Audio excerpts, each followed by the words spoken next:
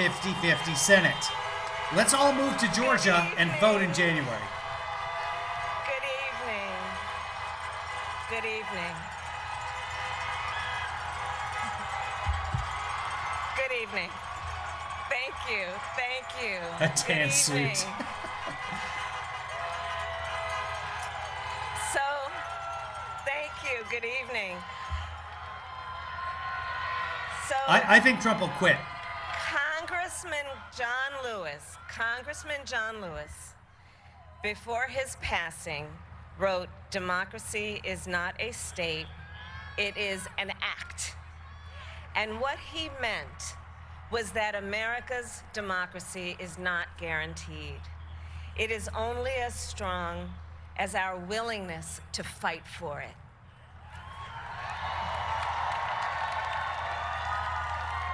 To guard it and never take it for granted.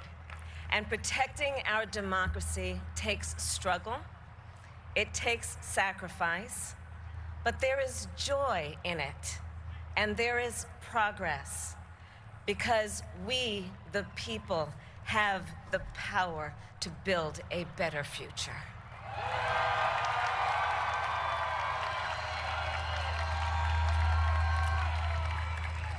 And when our very democracy was on the ballot in this election, with the very soul of America at stake, and the world watching, you ushered in a new day for America.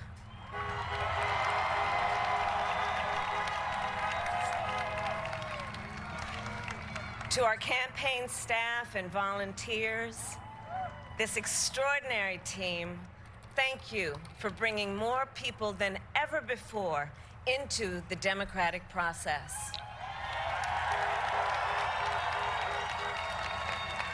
And for making this victory possible. To the poll workers and election officials across our country who have worked tirelessly to make sure every vote is counted, our nation owes you a debt of gratitude.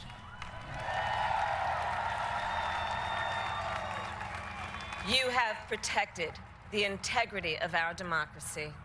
And to the American people who make up our beautiful country, thank you for turning out in record numbers to make your voices heard.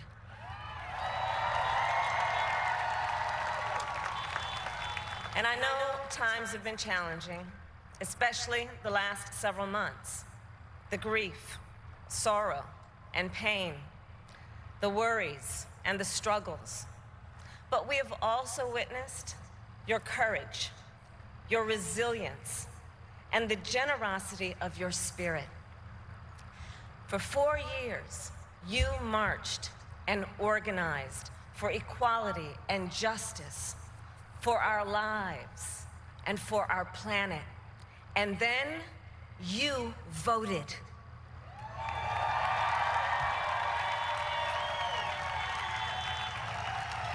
And you delivered a clear message.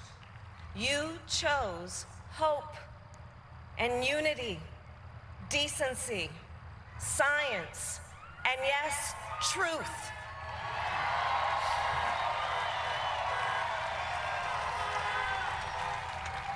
You chose Joe Biden as the next president of the United States of America.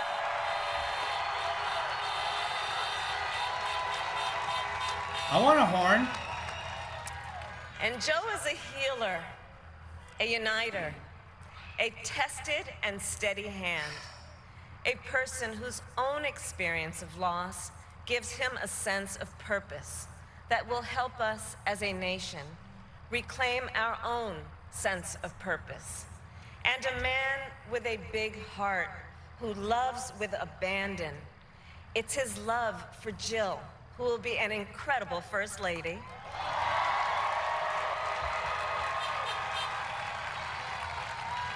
It's his love for Hunter and Ashley and his grandchildren and the entire Biden family.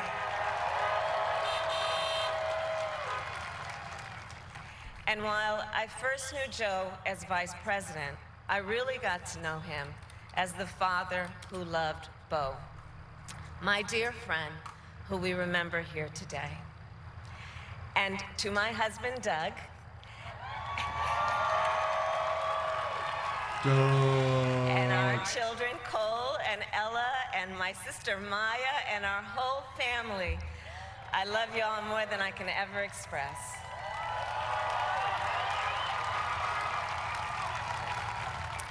We are so grateful to Joe and Jill for welcoming our family into theirs on this incredible journey. And to the woman most responsible for my presence here today, my mother, KAMALA Harris, who is always in our hearts.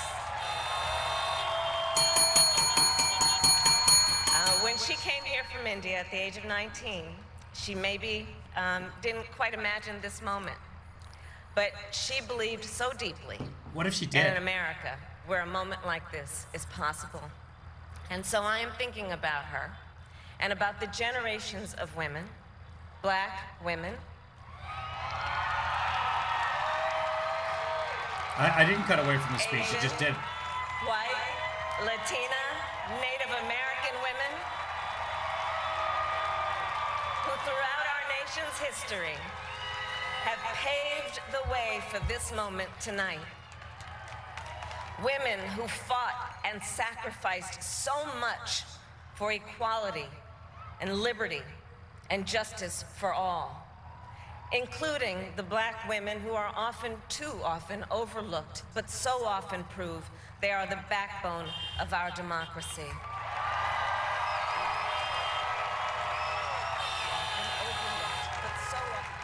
All the women who have worked to secure and protect the right to vote for over a century, 100 years ago with the 19th Amendment, 55 years ago with the Voting Rights Act, and now in 2020 with a new generation of women in our country who cast their ballots and continued the fight for their fundamental right to vote and be heard.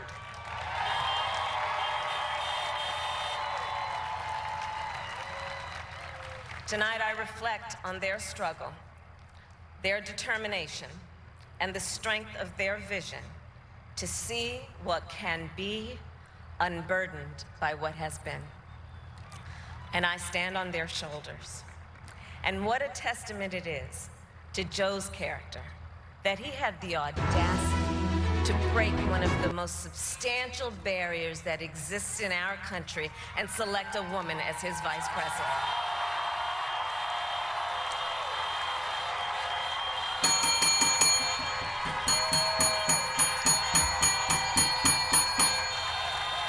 But while I may be the first woman in this office, I will not be the last. Who will be? Because every little girl watching tonight sees that this is a country of possibilities. And to the children of our country, regardless of your gender, our country has sent you a clear message. Dream with ambition, lead with conviction, and see yourselves in a way that others may not, simply because they've never seen it before. But know that we will applaud you every step of the way.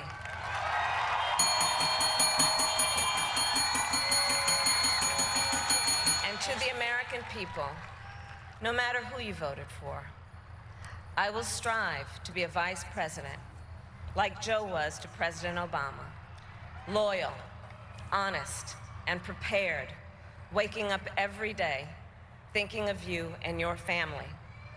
Because now is when the real work begins, the hard work, the necessary work, the good work, the essential work to save lives and beat this epidemic, to rebuild our economy so it works for working people, to root out systemic racism in our justice system and society, to combat the climate crisis, to unite our country and heal the soul of our nation.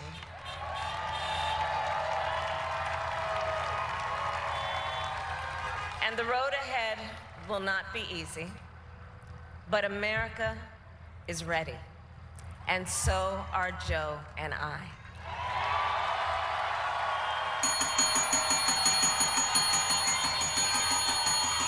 We have elected a president who represents the best in us, a leader the world will respect and our children will look up to, a commander-in-chief who will respect our troops and keep our country safe, and a president for all Americans.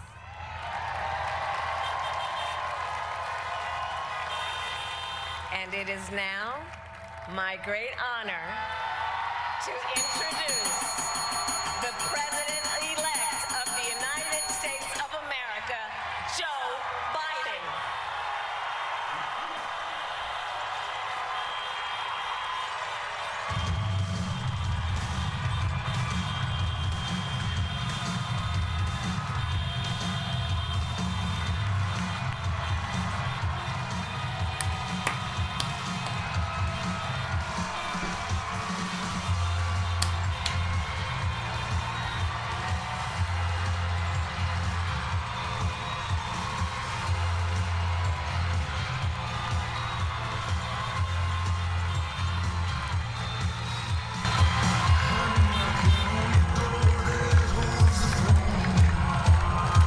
It's Bruce.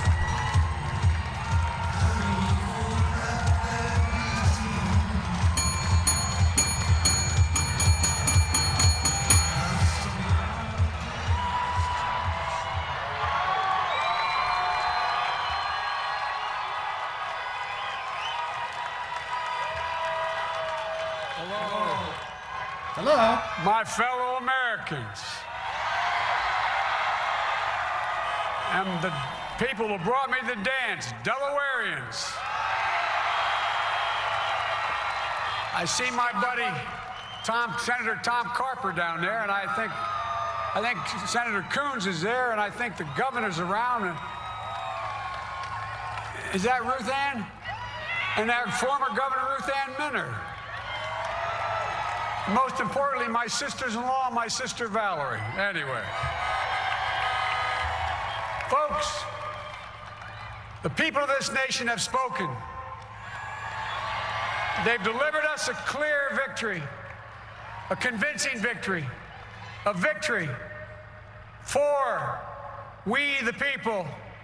We've won with the most votes ever cast for a presidential ticket in the history of the nation.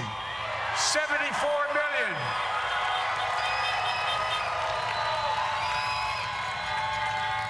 What I must admit has surprised me. Tonight, we're seeing all over this nation, all cities and all parts of the country, indeed across the world, an outpouring of joy, of hope, renewed faith in tomorrow, bring a better day. And I'm humbled by the trust and confidence you placed in me. I pledge to be a president who seeks not to divide, but unify, who doesn't see red states and blue states, only sees the United States, and work with all my heart, with the confidence of the whole people, to win the confidence of all of you. And for that is what America, I believe, is about. It's about people, and that's what our administration will be all about. I sought this office to restore the soul of America, to rebuild the backbone of this nation, the middle class, and to make America respected around the world again, and to unite us here at home. It's the honor of my lifetime that so many millions of Americans have voted for that vision. And now, the work of making that vision is real. It's a task, the task of our time. Folks, as I said many times before, I'm Jill's husband. And I would not be here without her love and tireless support of Jill, and my son Hunter, and Ashley, my daughter, and all our grandchildren, and their spouses, and all our family. They're my heart, Jill's a mom, a military mom, an educator. And she has dedicated her life to education. But teaching isn't just what she does, it's who she is. For American educators, this is a great day for y'all. You're going to have one of your own in the White House. And Jill's going to make a great First Lady. I'm so proud of her. Harrison Ford smile. And I'll have the honor of serving with the fantastic Vice President who you just heard from, Kamala Harris, who makes history as the first woman, first black woman, the first woman from South Asian descent, the first daughter of an immigrant ever elected in this country. Don't tell me it's not possible in the United States. It's long overdue. And we're reminded tonight of those who fought so hard for so many years to make this happen. But once again, America's bent the arc of the moral universe more toward justice.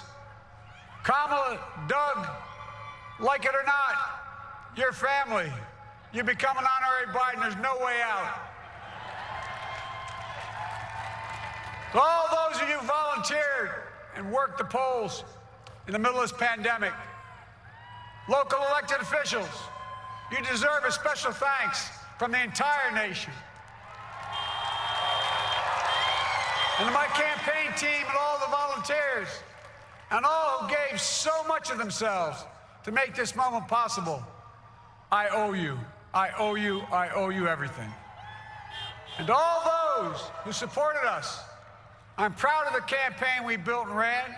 I'm proud of the coalition we put together, the broadest and most diverse coalition in history.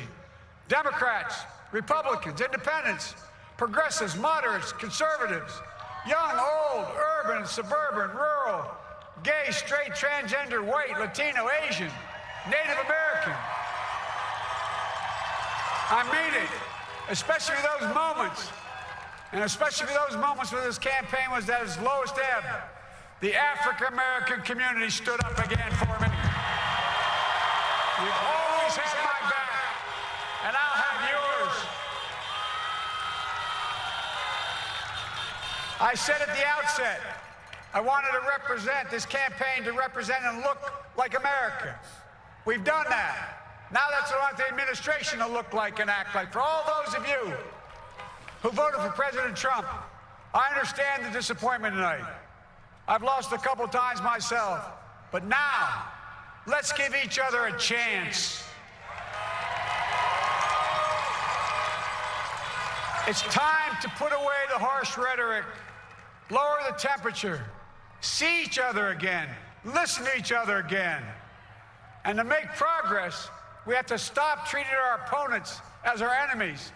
They are not our enemies. They are Americans. They are Americans. The Bible tells us, to everything there is a season, a time to build, a time to reap, and a time to sow, and a time to heal. This is the time to heal in America.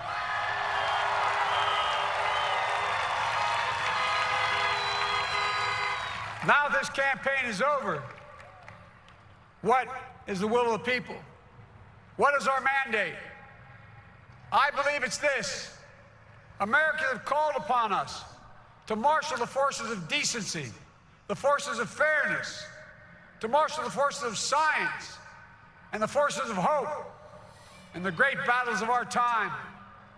The battle to control the virus, the battle to build prosperity, the battle to secure your family's health care, the battle to achieve racial justice and root out systemic racism in this country, and the battle to save our planet by getting climate under control, the battle to restore decency, defend democracy, and give everybody in this country a fair shot. That's all they're asking for, a fair shot. Folks, our work begins with getting COVID under control. We cannot repair the economy, restore our vitality, or relish life's most precious moments, hugging our grandchildren, our children, our birthdays, weddings, graduations, all the moments that matter most to us until we get it under control. On Monday, I will name a group of leading scientists and experts as transition advisors to help take the Biden-Harris COVID plan and convert it into an action blueprint that will start on January the 20th, 2021. That plan will be built on bedrock science.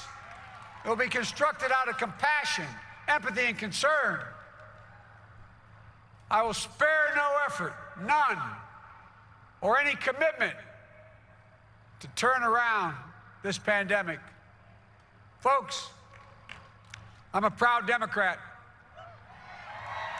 but I will govern as an American president. I'll work as hard for those who didn't vote for me as those who did. Let this grim era of demonization in America begin to end here and now.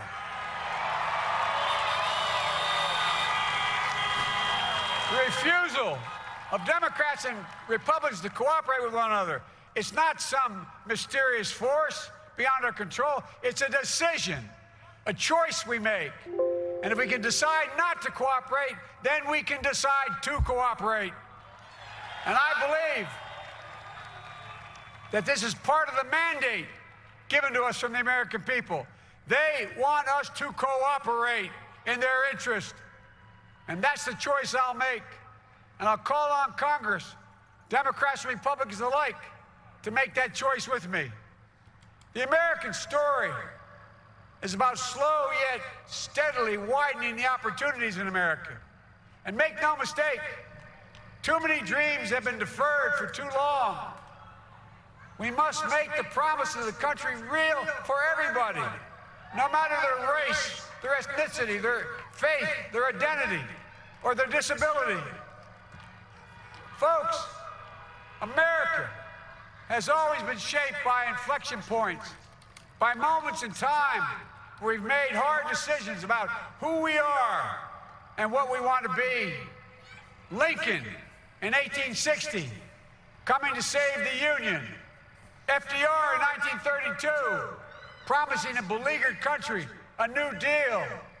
JFK in 1960, pledging a new frontier.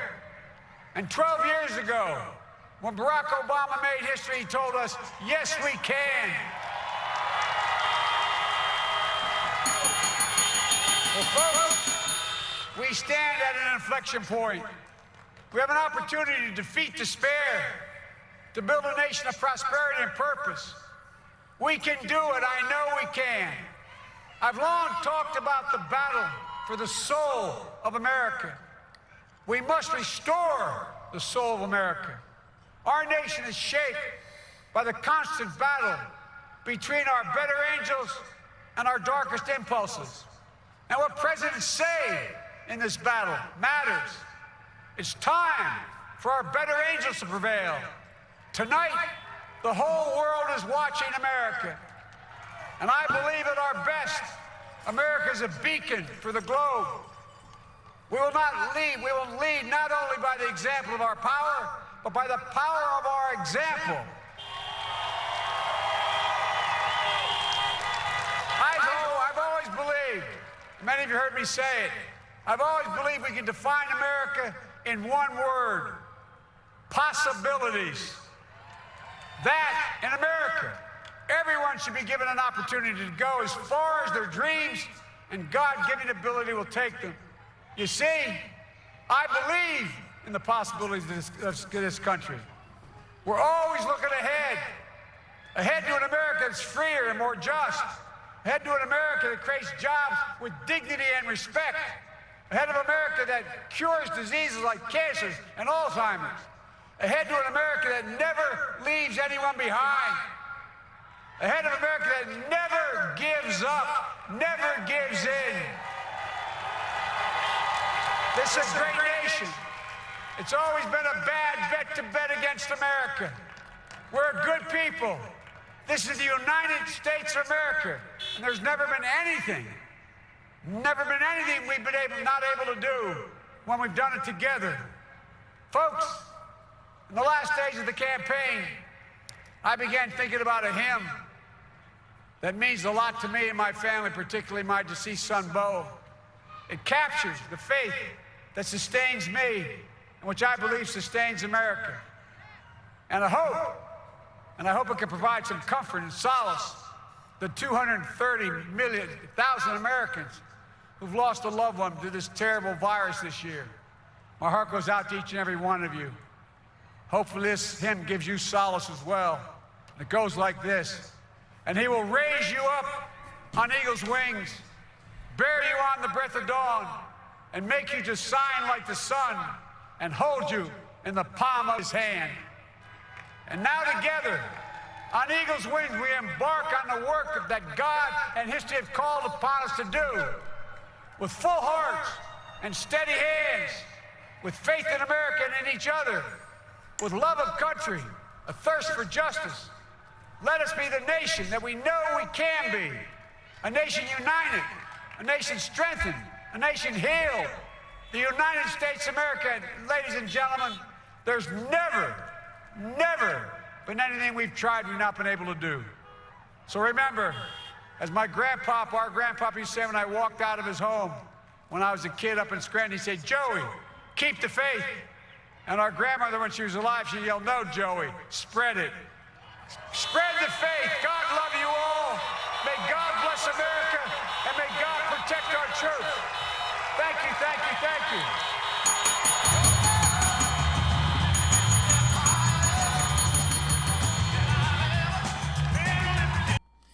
And that's a recorded version of the song, so I got to cut it before I get a YouTube strike. So that's kind of exciting, kids. We got ourselves... Oh, look, they're doing the NBA on the screens there with everybody. Yay! Doing the... Yay! Let's all do that at home, everybody. Yay! Just in case you're being recorded right now by the Russians. Yay! Hey, there's Dr. Jill. Dr. Jill comes in. She gives good hug. Watch this. Watch this. Big old hug. Yeah. Yeah. Oh, she had to pull the mask down. That was a one-handed hug that time, but she still did it. She's waving at the people. They're behind. Are they behind bulletproof? They're not completely behind bulletproof glass, which is odd. So the front from the sides to protect them. Basically, the FBI, etc., and the police are able to watch directly on and clear that area. But by putting bulletproof glass around all the sides, they don't have to worry about long shots from the sides. All the grandkids. This is kind of a dichotomy between this family where Joe is wearing a mask, everyone else is, and any White House event where everyone's hugging and kissing. Did I say bulletproof? Yep, that's what it is. You can't ploof a bullet through that. No way. You can ploof all you want. It's not going to work. Ah, good times. Okay, kids. Oh, here's Kamala and Doug. Doug. Won't back down. Tom Petty. Probably got permission from him, even though he's dead. That's impressive. Tycosa says the Biden family has far fewer punchable faces than the Trump family. Well, it's hard to see their faces with the masks on, so it could be about even. We don't talk about the youngster. He's a kid, so we're not going to talk about him. Yeah, I know the sound's out. I have to turn the music off, or I get a strike on YouTube, and then they won't let this video be shown. So, let's hear a little music here because we got confettis, and they've got feedback loop going on too. So you're hearing double drums on that. So yeah, that's it, kids. I hope everyone has. And there's Joe talking to a little girl, and I'm sure the right wing will accuse him of somehow molesting her because that's what they do. Creepy Uncle Joe. Did you get my DM about sending my email address to get sizes for t-shirts? No, I didn't, Rich Mac. Hold on, let me look. Did you just send that today? Yeah, so Rich Mack is going to take care of a t-shirt for everybody. Oh, we got fireworks.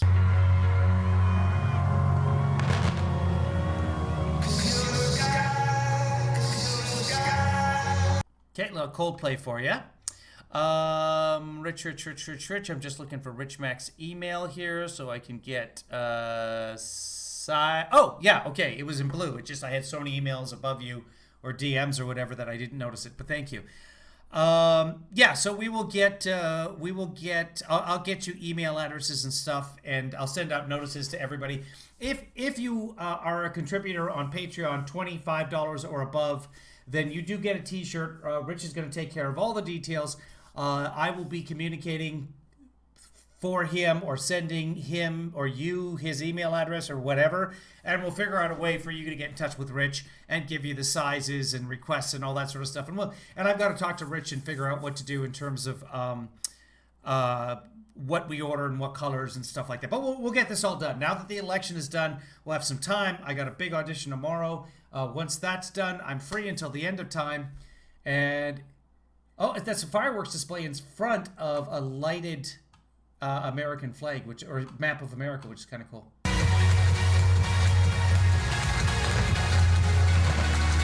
And the sound is terrible.